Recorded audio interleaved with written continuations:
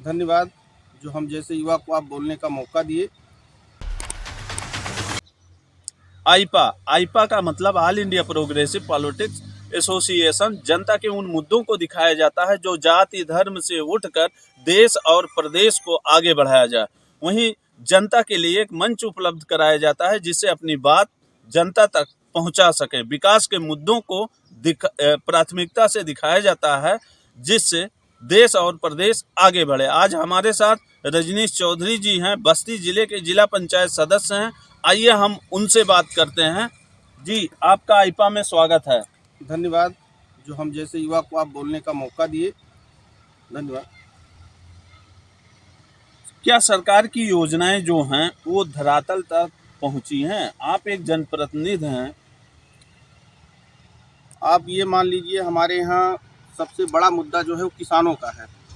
यहाँ वाटरगंज एक चीनी मिल है जो बंद है कई वर्षों से, और किसानों का इतना करीब 45 करोड़ बकाया है। वहाँ पे अगर मिल चलती तो कम से कम हज़ारों लोग को रोज़गार मिलता, और जो रोज़गार मान लीजिए जिनको मिलता उनके घर का खर्चा, उनके बहन बेटियों की शादी, पढ़ाई लिखाई में कोई समस्या नहीं आती।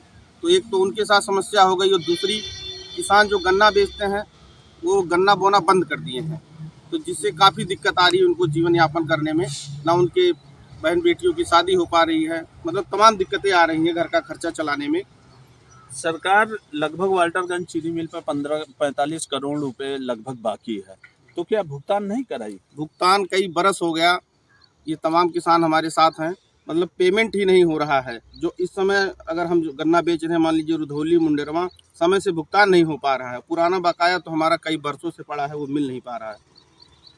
अगर हम सड़कों की बात करें तो सरकार का दावा है कि सड़कों का जाल बिछाया गया, सड़कें गड्ढा मुक्त अभियान चलाकर गड्ढा मुक्त कराई गई। क्या जमीनी हकीकतों में सड़कों का विकास हुआ है? अब हमारा ये सल्टुआ ब्लॉक है, मतलब यहाँ सड़कों का इतना बुरा हाल है कि मतलब आना जाना बड़ी मुश्किल से लोग आते जाते हैं। ये तो सिर्फ धरातल पे तो कुछ दिख नहीं रहा, खाना पूर्ति सिर्फ कागज़ में हो रहा है कि सड़कों का जाल बिछ रहा है। यहाँ के विधायक द्वारा बार बार दावा किया जाता है कि लगभग कई सड़कों का विकास किया गया, कई सड़कें बनवाई गई। जो 60 साल में मतलब विकास नहीं हुआ, आज़ादी के बाद विकास नहीं हुआ, उससे अधिक इस बार इस कार्यकाल सरकार के विकास हुआ। कहीं कहीं कुछ सड़कें बनी हैं, लेकिन अभी देखा जाए तो जो ज़रूरत की सड़कें हैं वो नहीं बनी हैं। जहाँ लोगों का आना जाना कई, अब यहाँ एक भिरिया मार्ग है, जिनवा से भिरिया जाता है, वहाँ से कम से कम 50 गाँव लोगों का आना जाना है, लेकिन इतना कंडीशन ख़राब है कि मतलब उसमें पैदल चलना मुश्किल है। अगर हम बात करें किसानों की तो सरकार द्वारा यह बात कही जा रही है कि किसानों की आय दोगुनी हुई। वहीं गांव-गांव किसानों की फसलों को देखते हुए सरकार द्वारा गांव-गांव गौशाला बनवाए गए जिससे छुट्टा पशुओं से उनको निजात मिल सके और उनकी फसलें समय पर और नुकसान ना हो, तैयार हो जाए और मार्केट में बिके केंद्रों पे। अभी आप देख रहे हैं, एक बार नज़र मारेंगे तो पूरा यहाँ खेती है।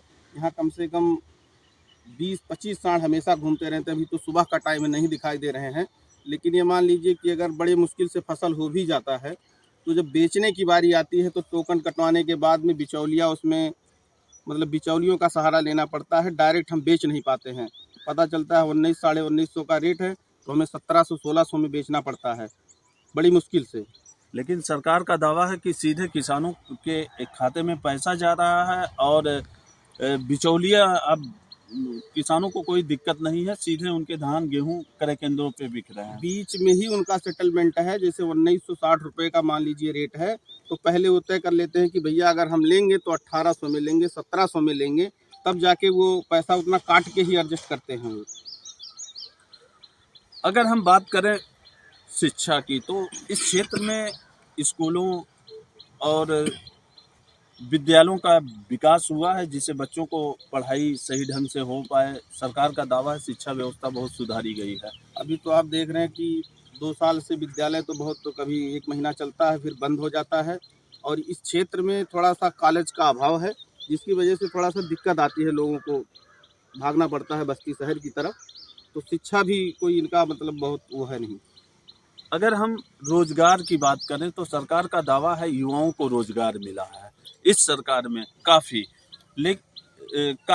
रोजगार मिला है। रोजगार के नाम पे तो जीरो है। लोग जो बाहर नौकरी करते थे वो भी आके घर बैठ गए हैं। यहाँ तो इनके पास कोई संसाधन है नहीं कि जहाँ ये नौकरी देंगे। ये तो आप लोग देख ही रहे हैं। अगर सरकार का दावा है कि सड़क के साथ बिजली, गांव-गांव खंभे लगे और समय से बिजली आ रही है, लेकिन क्या समय से आप लोगों को बिजली मिल रही है? बिजली तो कुछ ठीक है इस बीच में, लेकिन ये है कि कहीं खंभे नहीं हैं, दूर से कनेक्शन लाना पड़ता है। अभी हमारे एक जगह कनेक्शन है तो वहाँ पे पता चलता खंभा ही नहीं। आए दिन वो बंदर तार तोड़ देते हैं तो काफ़ी दिक्कत आती है। जी से बात करो तो कहते हैं कि बजट नहीं है, ये नहीं है, तो कई बहाना करके वो टाल मटोल करते रहते हैं। सरकार का यह दावा है कि प्रदेश अपराध मुक्त हो चुका है। आए दिन महिलाओं पर अक्सर मुद्दा बनता था, महिलाएं अब सुरक्षित हो चुकी हैं। अब अभी आप जान ही रहे हैं कि बस्ती शहर में एक मार्स हॉस्पिटल है। वहाँ बीजेपी के जिला पंचायत अध्यक्ष सिद्धार्थ नगर के कुछ गुंडों द्वारा छेड़खानी हुआ और उसमें कोई कार्रवाई नहीं हुआ और उल्टा डॉक्टर साहब के ऊपर ही मुकदमा लिख दिया गया कि हमारा मुकदमा सुलह हो जाए। तो ज़बरदस्ती प्रशासन के ऊपर दबाव बना के डॉक्टर साहब के ऊपर मुकदमा लिखवाए, मतलब कि सुलह हो जाए। तो क्या माना जाए कि अपराध कम हुए हैं महिलाओं पे? नहीं, अपराध कम नहीं हुए, अपराध बढ़े ही हैं बल्कि देखा जाए तो। आप एक जिला पंचायत सदस्य हैं, वर्तमान में जिला पंचायत सदस्य हैं, तो क्या आप अपने क्षेत्र में क्या क्या विकास किए हैं? अभी तो हम लोग का जो चुनाव हुआ है, मतलब 6 महीना हुआ है, अभी तो हम लोग का कोई टेंडर ही नहीं हो पाया है कि जो क्षेत्र में कुछ काम हो। 2022 विधानसभा का चुनाव चल रहा है, इस समय चुनावी मुद्दे क्या हैं? चुनावी मुद्दा तो मेन महंगाई है। किसानों की समस्या इतनी है कि मतलब पूछिए मत। मेन मुद्दा किसानों का ही है। अभी खेतों में आप देख लीजिए कि इतने सांड घूम रहे हैं कि फसल बड़ी मुश्किल से होता है। ये समस्या है। इस समय 2022 चुनाव चल रहा है विधानसभा का, किन किन मुद्दों इस क्षेत्र में मुद्दा जो बना है, क्या मुद्दे बने हैं? मेन मुद्दा तो महंगाई का है। जैसे महंगाई में आप देख लीजिए पेट्रोल, डीजल, गैस सिलेंडर, खाद्य पदार्थ, मतलब बिल्डिंग मटेरियल से संबंधित, जैसे सरिया हो गया, सरिया 4000 रुपये कुंतल था, इस समय आपका हो गया है करीब मान के चलिए 6800 रुपये कुंतल हो गया है। तो मतलब कहीं ना कहीं महंगाई इतना हो गया है कि लोगों को मतलब जीवन यापन करने में काफ़ी समस्या आ रही है। और दूसरा किसानों का मुद्दा जैसे ये है कि हमारे यहाँ गन्ना फैक्ट्री जो वाटरगंज शुगर मिल था, वो बंद होने की वजह से कम हज़ारों लाखों लोगों का रोज़गार बंद हो गया है। किसानों की आय तो इतनी कम हो गई है कि मतलब काफ़ी दिक्कतें आ रही हैं उनको बहन बेटियों की शादी करने में, पढ़ाई करने में, घर का खर्चा चलाने में। तो मतलब ये मेन मुद्दा हम लोग का यही है, महंगाई, रोज़गार। चीनी मिल बंद हो गई है।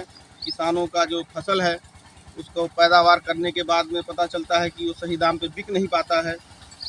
जो समर्थित मूल्य है, मान लीजिए 2000 है, पता चलता है वो 90 में करके बेचना पड़ता है 1700-1800 में। तो मेन मुद्दा हम लोग का किसानों का है, बेरोजगारी है, महंगाई है, ये सब। क्या इस बार यहाँ 2022 चुनाव चल रहा है, किसका परचम लहराएगा?